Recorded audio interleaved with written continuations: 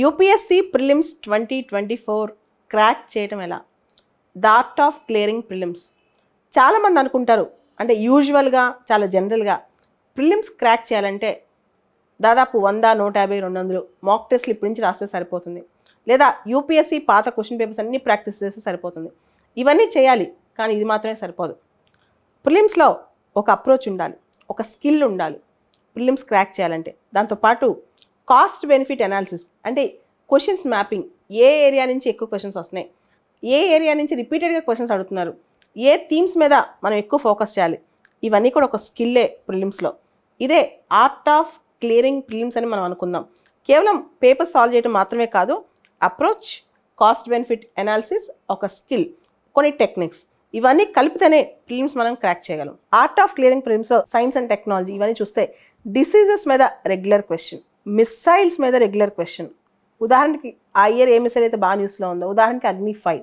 అగ్నిలో అయితే మొత్తం లాస్ట్ 10 years 12 yearsలో 3-4 క్వశ్చన్స్ వచ్చి ఉంటాయి. తర్వాత నానో టెక్నాలజీ మీద questions, metaverse, biotechnology regular questions 3-4 questions అనిపించాయి చాలా సందర్భాల్లో. అయితే మెటావర్స్ మీద క్వశ్చన్స్, ఈ చాట్ జీపీటీ, జనరేటివ్ ఏఐ దీని మీద క్వశ్చన్స్, ఐఓటీ మీద క్వశ్చన్స్, ఇవన్నీ కూడా లేటెస్ట్ టెక్నాలజీస్ మీద. అలానే డిఎన్ఏ టెక్నాలజీ మీద క్వశ్చన్స్.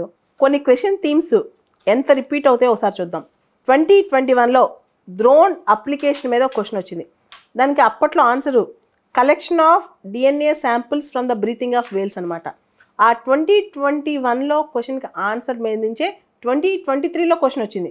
2023లో ఏరియల్ మెటా జీనోమిక్స్ మీద క్వశ్చన్ వచ్చింది. అంటే 2021లో ఉన్న డ్రోన్ టెక్నాలజీ అప్లికేషన్కి ఉన్న ఆన్సర్ మీద 2023 ప్రిలిమ్స్లో క్వశ్చన్ వచ్చింది. అంటే మీరు అర్థం చేసుకోవచ్చు, మనం పాత క్వశ్చన్ పేపర్లో ఆన్సర్స్ కూడా క్షుణ్ణంగా పరిశీలించాలి అని. సైన్స్ అండ్ టెక్నాలజీలో, ముఖ్యంగా సైన్స్లో వ్యాక్సిన్స్ బాగా ట్రెండ్లో ఉన్నాయి. మలేరియా వ్యాక్సిన్స్ ఇంకా ఎక్కువ న్యూస్లో ఉన్నాయి.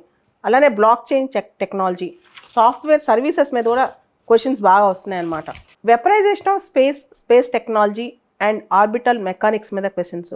తర్వాత conventional and non conventional fuels, international treaties రీసెంట్గా చూసాం కదా, రష్యా సిటీబీటీని డీరాటిఫై చేసింది. ఎన్పిటి, సిటీబీటీ, దాని డిఫరెన్సెస్, ఇలాంటి క్వశ్చన్స్ కూడా. గ్రీన్ హైడ్రోజన్ బాగా ట్రెండింగ్ ఏరియా, ఆల్రెడీ అడిగేశారు, మళ్ళీ కూడా అడిగే అవకాశం ఉంది. క్వాంటమ్ కంప్యూటింగ్ అది ట్రెండ్ అవుతుంది. కమ్యూనికేషన్ టెక్నాలజీస్ ట్రెండ్ అవుతున్నాయి.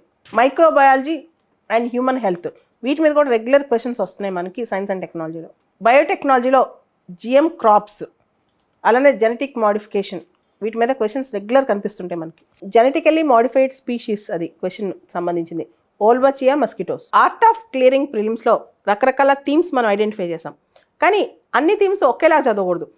సబ్జెక్ట్ని బట్టి, ఆ థీమ్ని బట్టి ఎంత డెప్త్కి వెళ్ళాలో, క్వశ్చన్స్ ఎలా వస్తాయో ఐడెంటిఫై చేస్తూ చదువుకోవాలన్నమాట. దాన్నే ఆర్ట్ ఆఫ్ క్లియరింగ్ ప్రిలిమ్స్ అంటాం. అక్కడ మనకు కావాల్సిన స్కిల్, టెక్నిక్, దాంతోపాటు అక్యుమెన్షిప్, అక్యురసీ, కరెక్ట్, అంటే మల్టిపుల్ చాయిస్లో ఎలిమినేషన్ టెక్నిక్స్, ఇవన్నీ కలిపితేనే ఆర్ట్ ఆఫ్ క్లియరింగ్ ప్రిలిమ్స్ అని అర్థం.